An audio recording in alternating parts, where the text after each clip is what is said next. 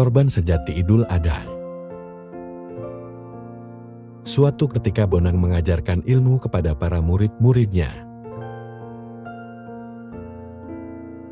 Dalam proses belajar Bonang mengatakan, "Janganlah kalian serupa dengan dunia ini, berubahlah oleh pembaruan budimu.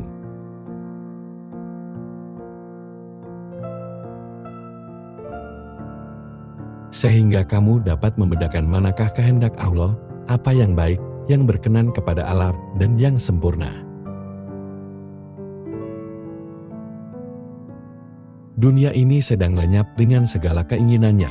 Jauhilah yang jahat, dan lakukanlah yang baik. Dalam proses belajar, para murid mengajukan pertanyaan-pertanyaan sebagai berikut. Guru, apa itu Idul Adha? Untuk memahami makna Idul Adha, kita perlu belajar dari Nabi Ibrahim yang rela mengorbankan anaknya.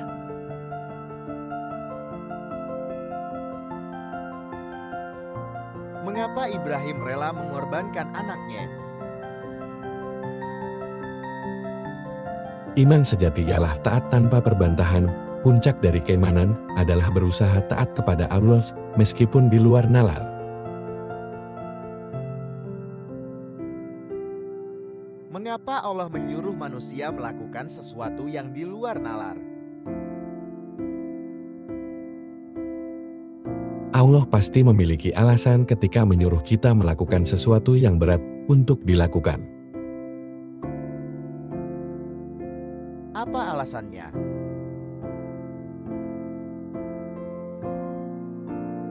Untuk melihat kedalaman hati manusia, serta mengizinkan manusia merasakan apa yang ia rasakan.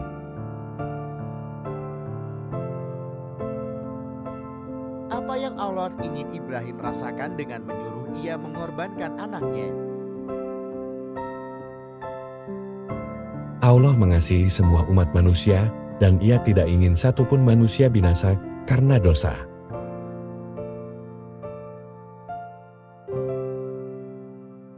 Guru, mengapa anak Nabi Ibrahim tidak memberontak ketika akan disembelih oleh ayahnya?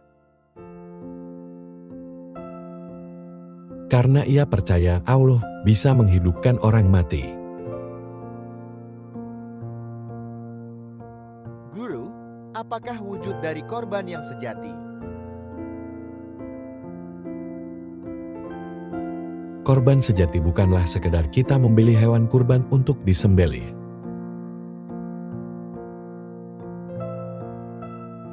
Namun kita mampu mengorbankan atau menyembelih segala macam bentuk keinginan dan hawa nafsu, dan menjalani kehidupan ini dengan kesadaran nurani yang dalam. Dengan melakukan apa yang sesuai dengan kehendak Allah, serta menjauhi larangannya.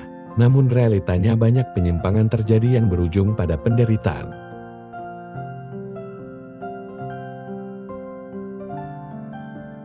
Mengapa bisa terjadi, Guru? Apakah karena manusia punya kehendak bebas?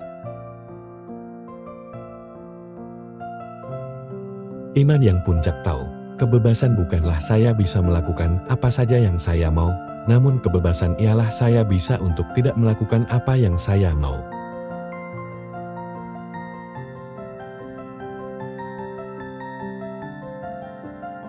Apakah ini bentuk penjajahan baru? Manusia bukan dijajah kolonial, namun dijajah oleh keinginannya.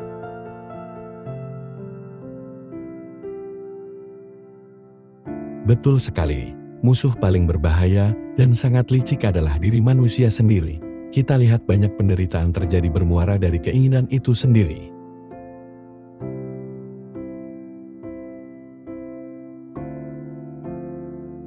Lalu bagaimana manusia bisa mengatasi persoalan ini?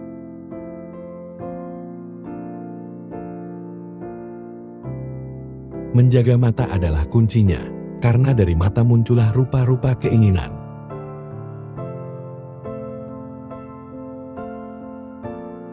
Jika mata kita terang, maka teranglah seluruh hidup kita.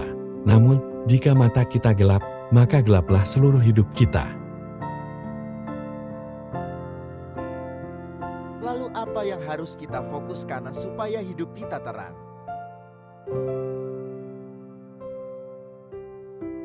Belajarlah fokus pada semua yang benar, semua yang mulia, semua yang adil, semua yang suci.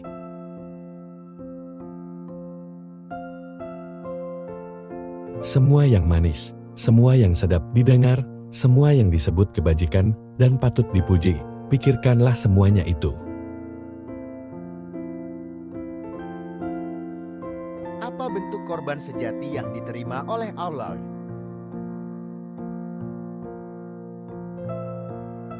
Demi kemurahan Allah aku menasihatkan kamu, supaya kamu mempersembahkan tubuhmu sebagai persembahan yang hidup.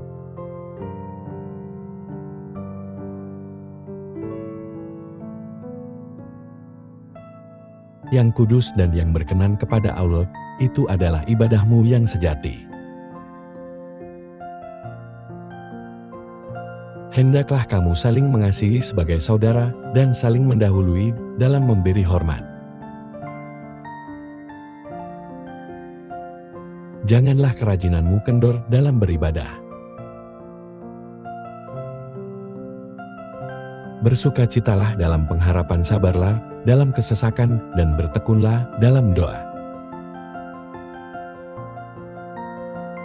Bantulah dalam kekurangan hamba-hamba Allah. Jangan lupa menjenguk anak-anak yatim dan janda-janda tua dalam kesusahannya. Usahakanlah dirimu untuk selalu memberi tumpangan. Itulah korban yang berkenan di hadapan Allah.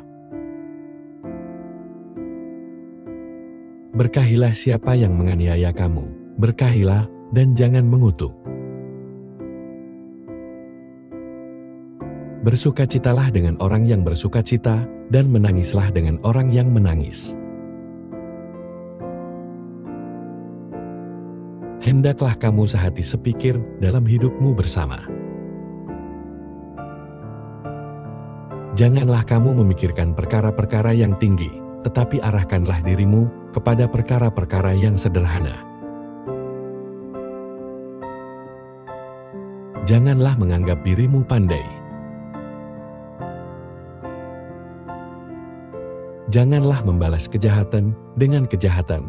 Lakukanlah apa yang baik bagi semua orang. Hiduplah dalam perdamaian dengan semua orang.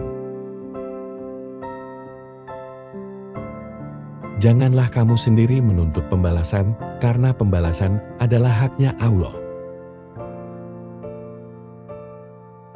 Jika sesama kita kelaparan, berilah dia makan, dan ketika ia haus, berilah dia minum.